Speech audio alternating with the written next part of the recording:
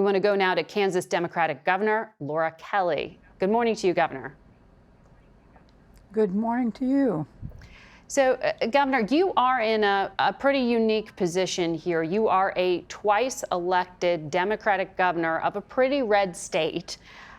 Democrats have been bleeding support in rural America for years. How did Democrats woo back rural America?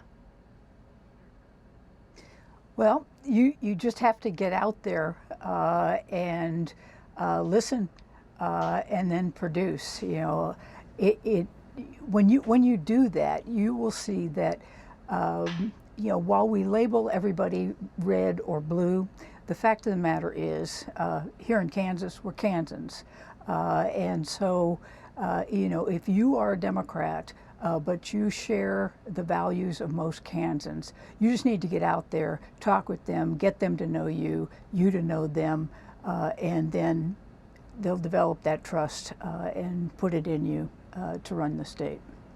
Well, Tim Walz is the first sitting governor to join a Democratic presidential ticket since Bill Clinton. He runs a pretty blue state, but there seems to be a bet that he can speak to the heartland, that he can speak to rural America.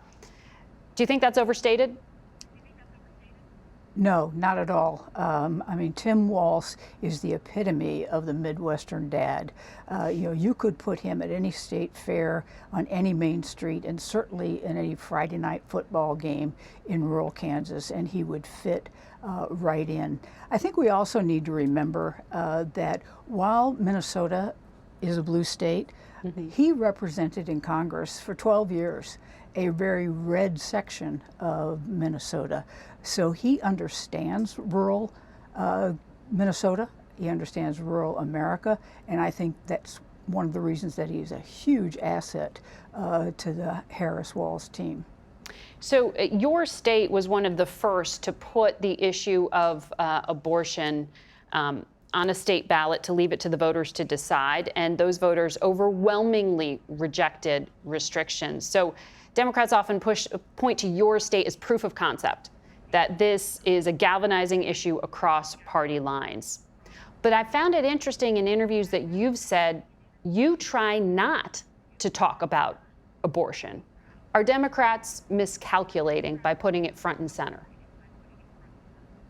No, I don't think so. I think I didn't put it front and center because it wasn't an issue that I could really deal with. It was a ballot issue. Those issues go right around me and onto the ballot and to the people. So I decided that it was better for me to let the people decide what they wanted to do with that, and for me to continue to focus on the other issues where I actually could have an impact, you know, on our infrastructure, on our economic development, on our schools. But we can see in other states where governors have come out very aggressively supporting women's reproductive rights. Michigan, for instance, comes to mind. And it has worked. You know, they have moved the needle in Michigan and other states because they have focused on that issue. And whether we want it to be an issue or not, it is. And I think it will be an issue in the presidential race this year, too. But I read that you said one of the reasons you personally tried not to talk about it was not just procedural, but also because you said Democrats are getting drawn into hot-button culture war issues. And you said you don't want to get dragged into conversations that you don't want to have. What do you mean by that? Well, I don't want to get distracted by issues that take us away from the core issues that a governor is responsible for. And that is just what I said before. You've got to make sure your schools are funded. You've got to make sure your roads are built. You've got to make sure you're building your economy. You've got to make sure you're fixing your child welfare system. We've got all sorts of other things that we need to be focused on. And what I found, particularly during my campaigns, is that my opponents wanted to use cultural, socially divisive issues to distract from the real issues because they didn't have answers for that. Well, Governor, it'll be interesting to see if you can replicate your success, and we will track what is happening, not just in Kansas, but in some of these other gubernatorial races around the country.